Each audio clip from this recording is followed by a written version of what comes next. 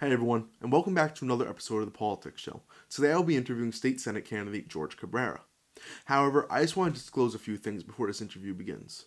First, this interview was recorded 2 weeks ago, so some of the figures you're going to hear about coronavirus-related deaths in Connecticut are now outdated. Second, I actually went ahead and volunteered for the Jorge Cabrera campaign back in January and February of this year. I tried to remain unbiased throughout this interview. Third, and finally, some of the footage caught during this interview was unfortunately corrupted when recorded by Zoom. So in supplement, what I'll be doing is I'll be implementing a still photo over some of the interview. I hope you guys don't mind. But now, please enjoy this interview with State Senate candidate Jorge Cabrera, who's running for Connecticut's Senate District number 17. Enjoy.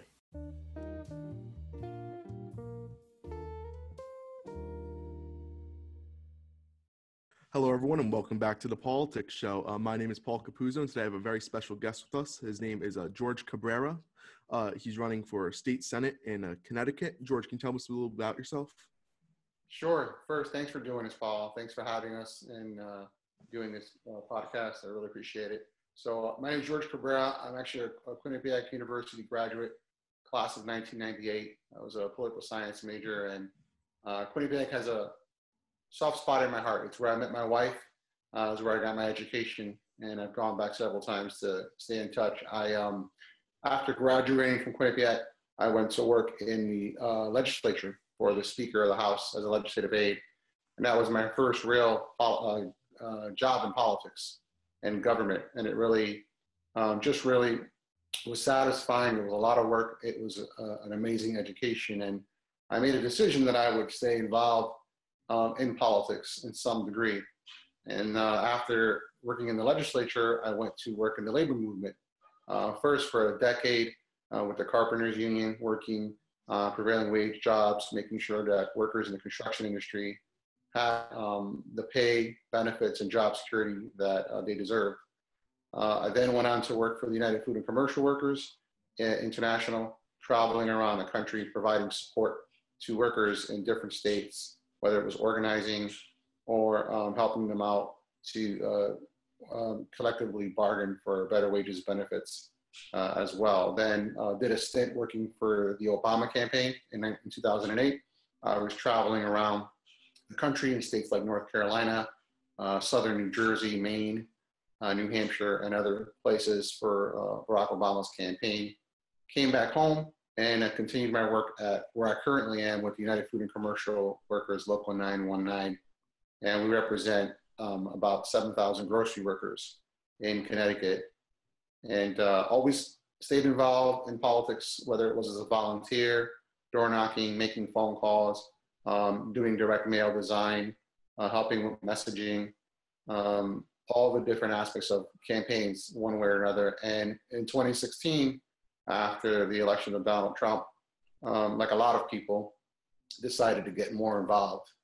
And in 2018, decided to run for a state Senate seat, which we had lost, the Democratic Party had lost in the legislature against the incumbent. And we had a fantastic time.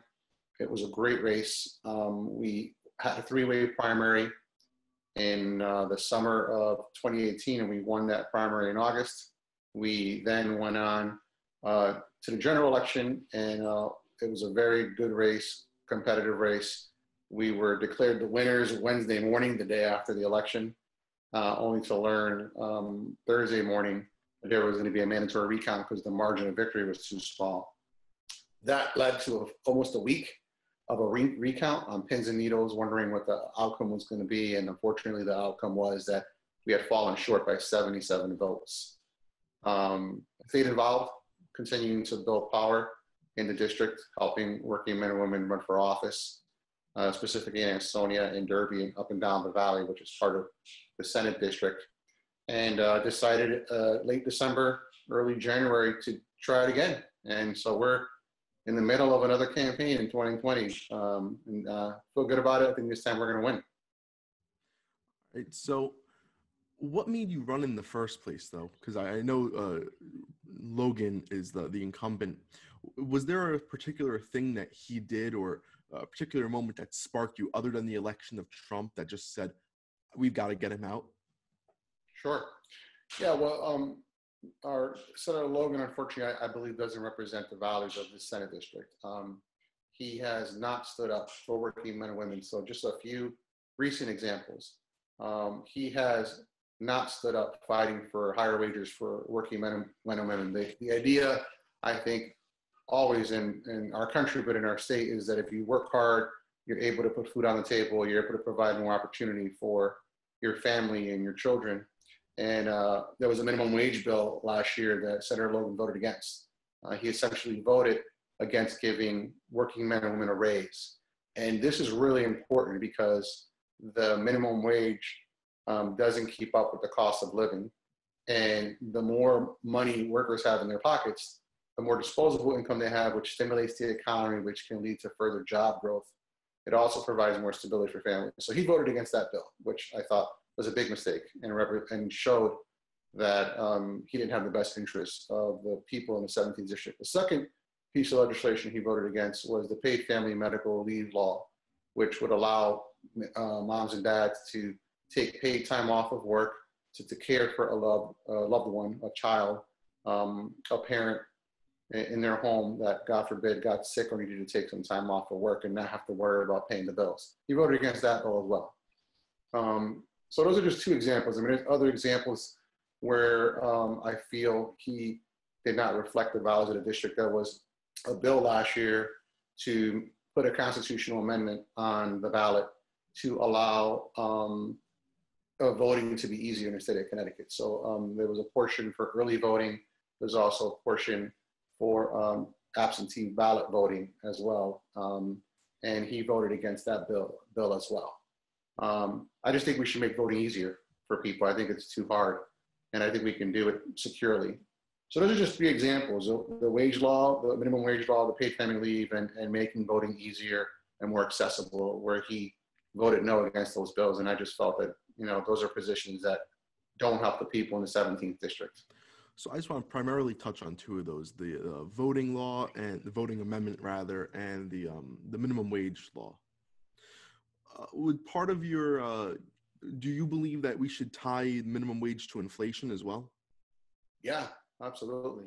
Yeah, what I keep hearing when I talk to people is that the cost of living it continues to go up, and wages aren't keeping up with the cost of living.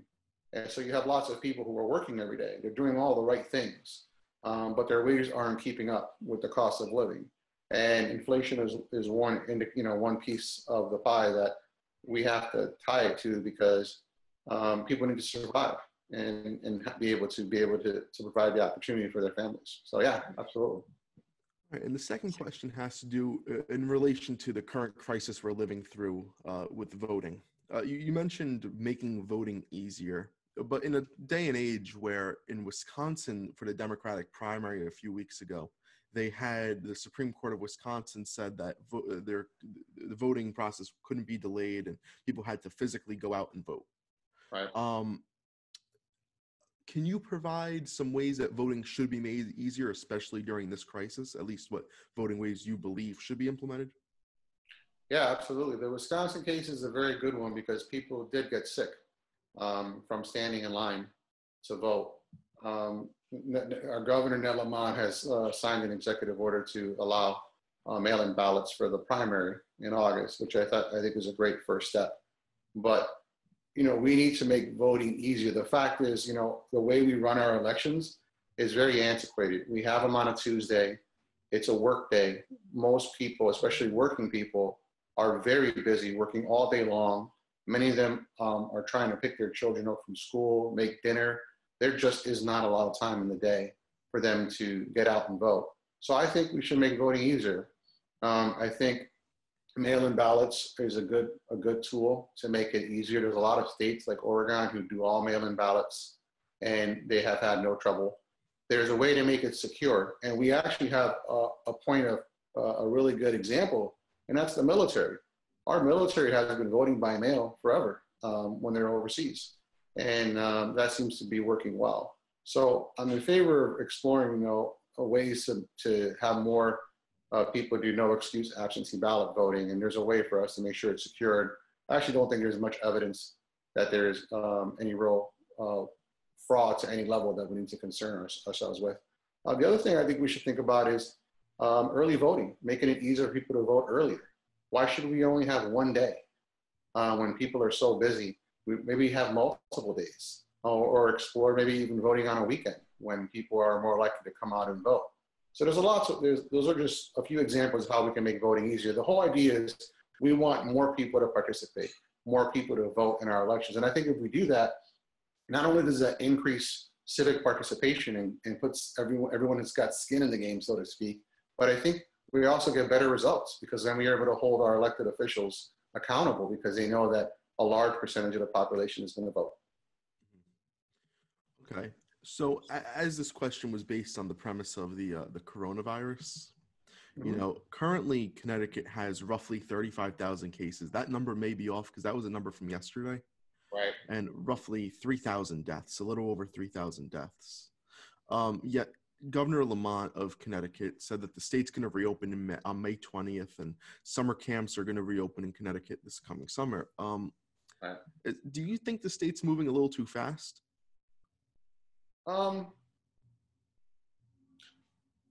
They might be. I can't know entirely the whole picture because I'm not the governor and I'm not there, but I can tell you what I know. What I know is our hospitalization rate seems to be going down. I think we're on day 19 of the hospitalization rate continuing to go down. So that's a very positive metric. We have seen the number of cases continue to happen, but that's because our testing is getting better.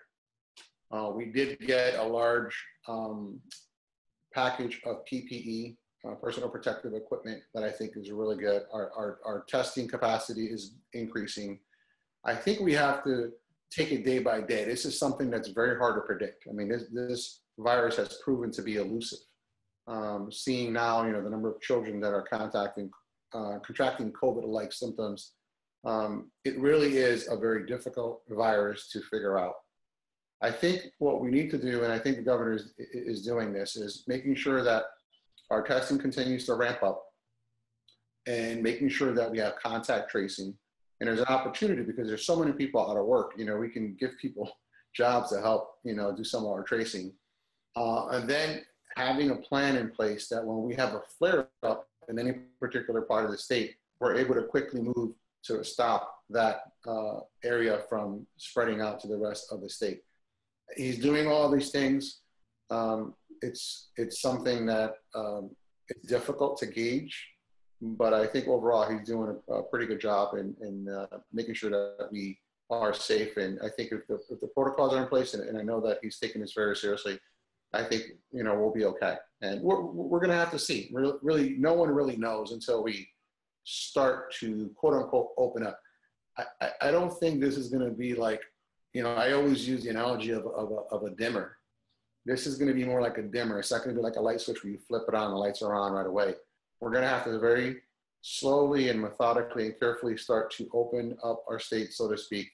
And then if we see something happening, stop or pull back a little. So that's you know, the approach I would take. You know, but also in relation to this virus, you know, you mentioned that you're the union representative for United Food and Commercial Workers, and there's a history of you supporting striking workers.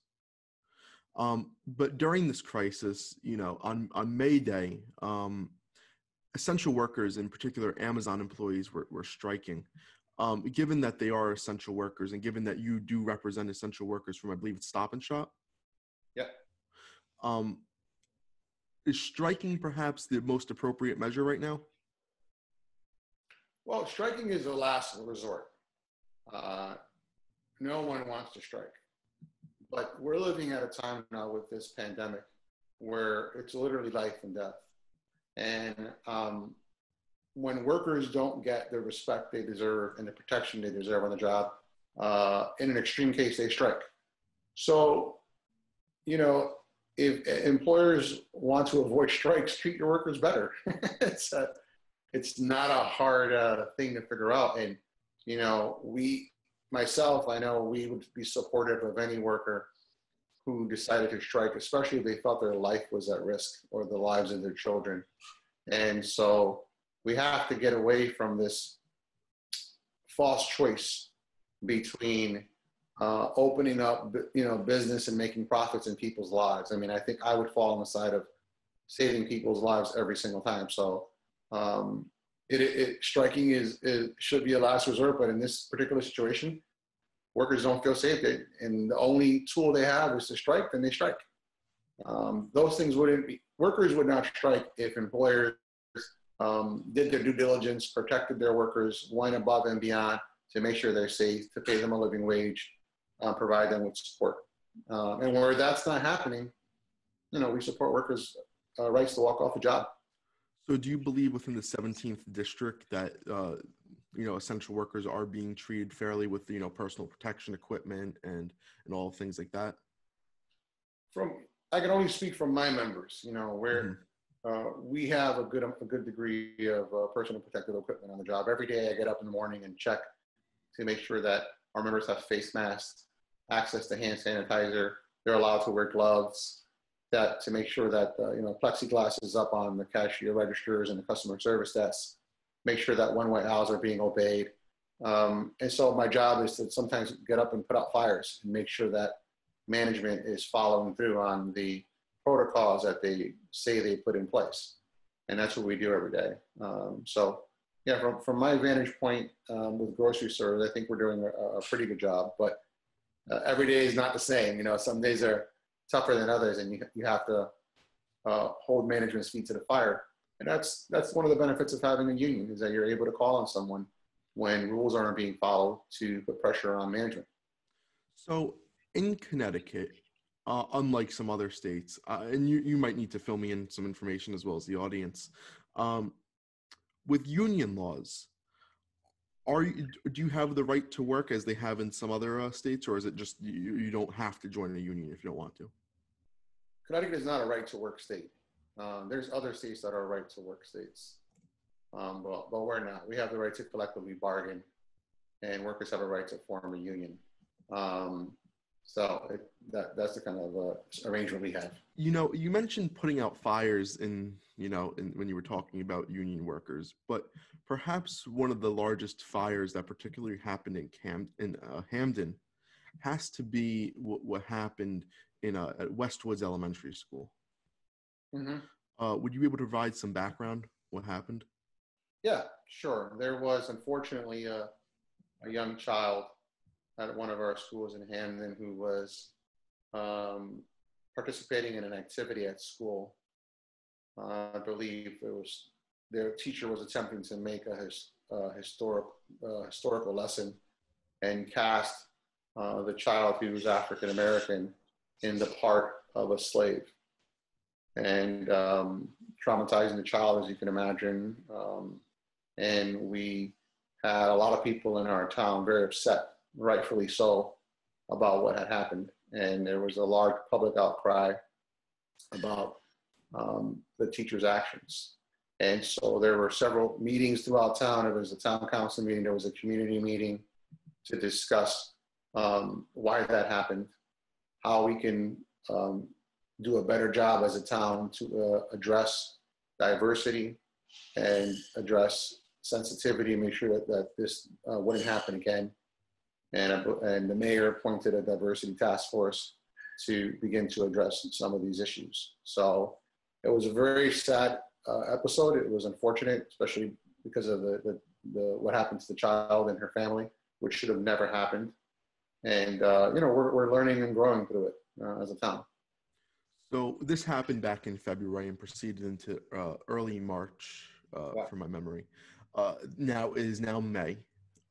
Has anything happened since? Any protocols been put into place? I don't know. Not to my knowledge, what happened was that the teacher was removed. She was put, I believe, on paid administrative leave.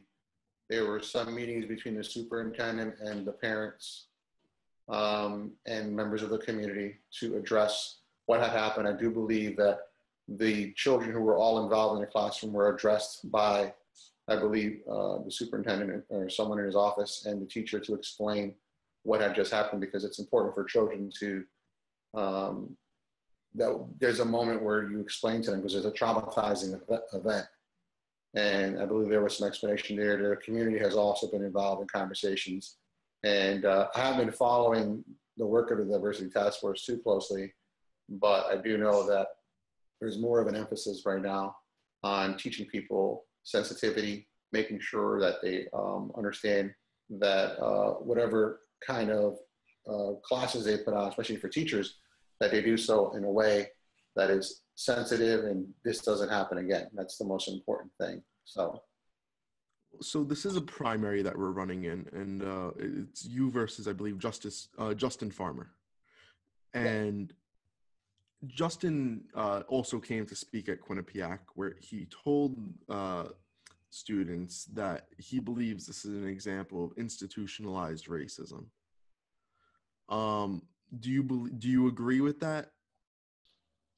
I'm not sure. I wasn't, what I can tell you is what I know. What I know is that we had one of our residents in Hamden, a child, subjected to horrible treatment, whether it was deliberate or not, doesn't matter. Sent the wrong message to other children and to our town and doesn't reflect our values. There was a lot of outrage because of it, and rightfully so. And I know that the superintendent and others worked quickly to try to address the issue. And it is true that the legacy in our country, going back to the slavery and all the things that we've endured as a country, give us pause. Slavery is a difficult legacy in our country that we have to deal with every day. And, my hope is that we've learned from this, that we put some measures in place to make sure that people realize that a play like this, cannot be sanctioned again as a tool for learning about history, and that, things are taught in a way that's respectful and kind and tells the truth about history. But when you're dealing with children, especially that young, you got to be careful, and you can't do things like this ever again. So we're learning. I know that we're a very diverse town. Hamden is a proud town. I've been here since Quinnipiac, since 1994. The town has changed a lot. It's a more diverse town, and I think when you have those kind of changes demographically, naturally you're going to have some tensions that occur. But I still believe that people at bottom are good, and we have to, find our way through all these different situations, and hopefully something like this doesn't happen again. So that's where I would leave it. I agree with you. Now, what we're about to talk about next, I feel like should be prefaced because I actually volunteered for your campaign. Yeah, thanks. And we're talking about, with what just happened at Westwood, a very dark spot in what happened. But perhaps one of the greatest things about Connecticut is its electioneering process in the citizens election program. Can you provide a little insight on that? Sure. It's a great program. Connecticut, unfortunately, we've had a series of political scandals with Governor John Rowland and a few other mayors in town, where we had various elected officials taking kickbacks in exchange for awarding contracts, and people went to jail and were convicted. And one of the great things that came out of that was this public program called the Citizens Elections Program. And what it is, it's a program that's financed with unclaimed property in the state of Connecticut, real property, and also personal property, stocks and bonds that go unclaimed. And someone like me, who doesn't have access to millions of dollars, is able to run for office by agreeing to participate within a certain limit of money that I can spend on my campaign.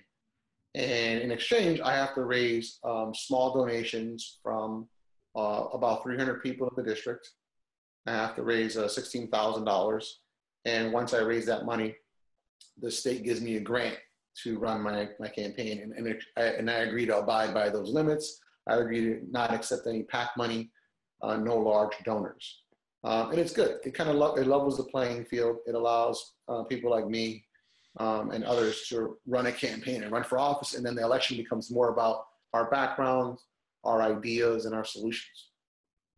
So it pretty much eliminates the money factor and makes an election more about the candidate, the policy, not the size of their wallet. Right. Yeah, exactly. That's exactly what it does. It's a great program. I wouldn't be running without it. On the federal level, we have, in my view, horrendous cases, Citizens United, Buckley versus Avalio, Right.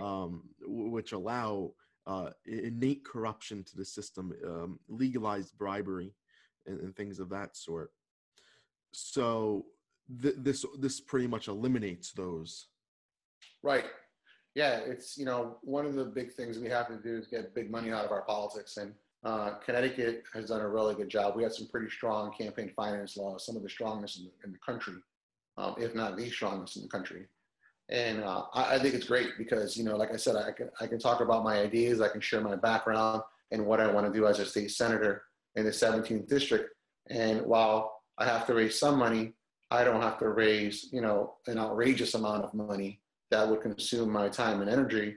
And when my opponents participate in the same program, we know we have the same amount of money. And so it becomes more about who's the better candidate to represent the people. Do you see any particular policy of yours to be like the highlight of your campaign?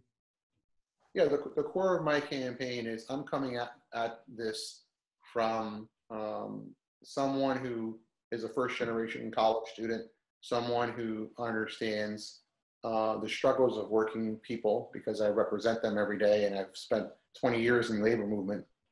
And for me is what can a state senator do to increase opportunity for people in Connecticut so that more people are getting into the middle class.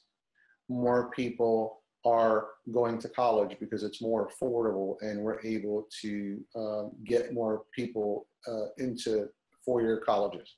But in addition to that, can we open up opportunity as well for people who don't want to go to a four-year college to get into good apprenticeship programs or an advanced manufacturing program, good paying middle-class jobs, because that's what we should be doing. It creates, more tax revenue for the state of Connecticut. I think also our public schools, we need to do a better job of funding our public schools. We're not doing that right now. There's a lot of disparity in our public schools. We need to make sure our teachers and our students have the funds they need to get the best possible education. And then healthcare. Healthcare is really big. It's so expensive.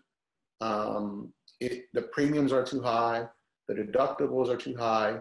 A lot of times these plans don't cover enough for the person. They're often too complex to navigate. The cost of pharmaceutical drugs is really sky high. So I think if we can, for me, healthcare is going to be a big one. And being able to make healthcare more affordable, more accessible, and high quality for more people is going to be really important. And then finally, tax policy.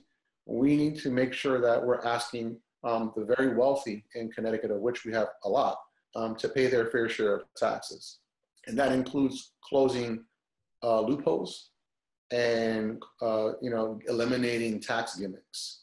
That's a really important thing. So I want to tackle all these things, whether it's tax policy or healthcare or livable wages and education.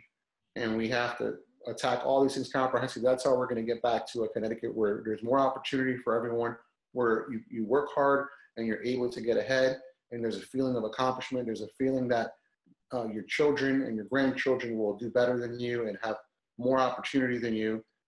That's what I'm really focused on. Okay. And two more questions. One has to do, again, relating back to this coronavirus.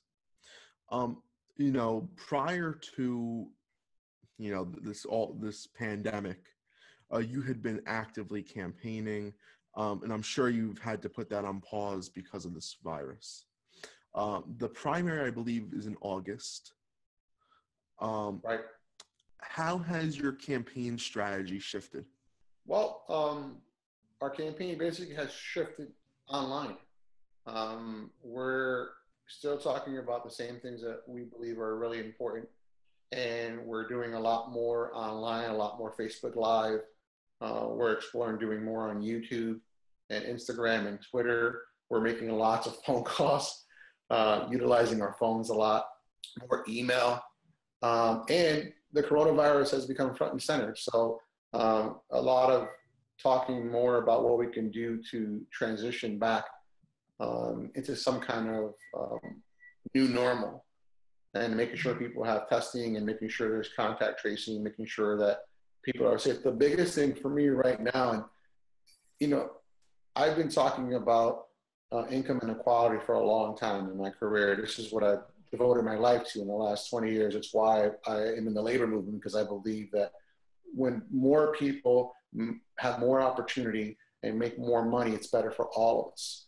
And what this pandemic has done is that it has exposed how fragile most families' budgets are, how fragile their job security is. And it's precisely why I've spent the last 20 years fighting to make sure that people have livable wages and more job security and affordable health care and a fair tax code. Because all these things, these structures, when they're put in place and people can afford good, high quality healthcare without going bankrupt, they can make a decent wage and be able to save a little, or for a crisis, right? Or feel that they can send their kids to good quality schools because they're funded well and know their kids have a chance. When we do these things as public policy, then when these pandemics strike, we don't have this disproportionate pain in society where folks who are losing their job in the service industry, or people who work in restaurants, small businesses, when these things happen, then we don't have this, massive disruption.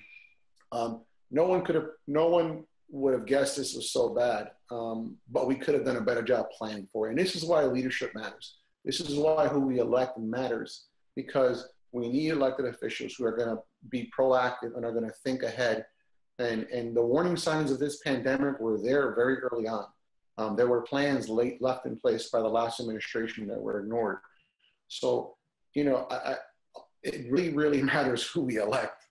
And I'm going to keep focusing on those things that I believe are important. And that is, all the things we talked about for more opportunity. And I think this pandemic is an opportunity for us to do right by the people in our country and in the state of Connecticut, and maybe finally put some public policy in place so that there's more security for most of our citizens. Well, I thank you for coming on the podcast. Now, if people want to find out more information about you, find out more about the campaign, where can they do that?